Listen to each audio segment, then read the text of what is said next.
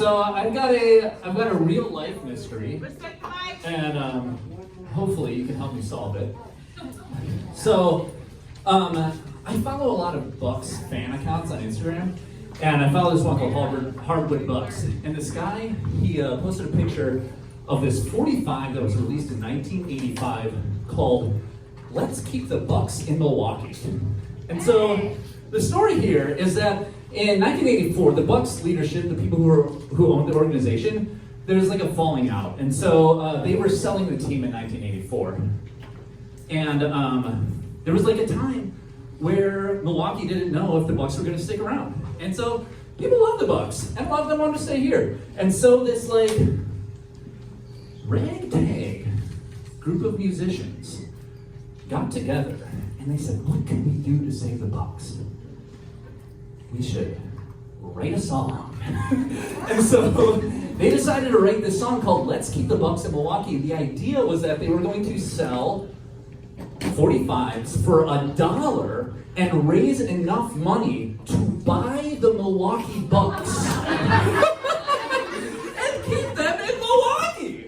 I think this idea is hilarious. And so they went into a recording studio and they recorded this song, "Let's Keep the Bucks in Milwaukee." It lives on a 45, but the day that they went in to record it, Herb Cole bought the team. And so it was dead on arrival, and they still printed these 45s. I think this story is hilarious. I work at 88.9 Radio Milwaukee, and I'm putting together this like podcast, and I was like, I think this is a hilarious story. I think this would be great for the pod. And so I've been doing some research, and so I'm like, who wrote this? And so I buy the 45. I see this is it's written and produced, and I'm like, I just need to like go through these people and ask them, because I want to know, like, did they really think they were going to do it? You know, it's like such a wild idea. And so I talked to, it's written and produced by Derek Purcell. So I do a bunch of hunting. I find out Derek Purcell, he lives in Chicago, he's a musician. I call him, he's one of those guys, I call him up on the phone and he gets a hold of me. And he is like, I tell him who I am, and he's like, okay, let me call you back. And so then he gets off the phone, and he gets back on the phone with me, and he's like, God, you ever talk to somebody that won't freaking shut up? He's like, this guy's telling me the story of his life, and I'm trying to get him to shut up so I can talk to you. Anyway, he talks to me, and I'm like, okay, Derek, like, who did you write this song? Who did you write this song with? And he was like, well, this guy cold called me. He used to produce records in Milwaukee. His name is Thomas L. Keppel. This is my mystery man. And he was like, Thomas L. Keppel, he called me up, and he just cold called me, and we did it. We worked together, blah, blah, blah. It goes on about his life. And so I'm like, all right. And so we got to, you know, he told me some fun stories about him. It was great. Anyway, I played this song on the radio, and I say, hey, if you got any information about this song, let me know. And I had like written a little article about it. And so I get an email like 2 days later from this person that was like, hey, I read the liner notes on the album, and there's this guy on it, and his name is Phil Kamosky. I used to work with the Phil Kamosky. He sells used cars in Glendale. Maybe call him up.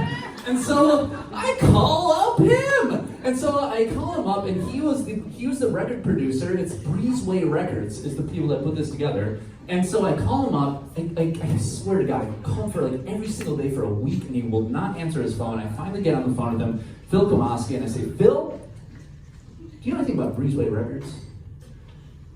Phil takes a long pause, and he says, Breezeway Records? I was Breezeway Records. And I was like, yeah, baby! And so I'm like, all right, so you put this together, this thing, like, who called you to get this thing together? Who did you put together? Did you think you were gonna buy the team? And he was like, this guy, Thomas L. Keppel, called me and then disappeared like a stranger in the night. I never saw him again. So I need to find freaking Thomas L. Keppel. I look him up on Facebook, nothing. Instagram, nothing. Twitter, nothing. Online, this man is a ghost. I finally am like, what should I do? I go to the library, the downtown Milwaukee library, and I'm like, all right, so I go walk in the library, I'm like, all right, no knowledge has come to me. And so I'm like, I need to talk to a librarian. They know what they're doing. And so I asked this librarian, and I go up to this librarian, and I'm like, hey, I'm on a manhunt. Can you help me out here? I need Thomas L. Keppel. And so she's like, let's find this man. And so she's clicking and clacking, and there's a person next to her, he's clicking and clacking. They get me 5 addresses for Thomas L. Keppel, all in Ohio. And so I write a letter to Thomas L. Keppel, the 5 alleged Thomas L. Keppels there. I mail it out. It was 3 weeks ago. I haven't heard anything back. Thomas L. Keppel is my mystery. If you know Thomas L. Keppel, give me a call, because I need to find this man. All right, that is my story, my time. Thank you, Justin. I love it.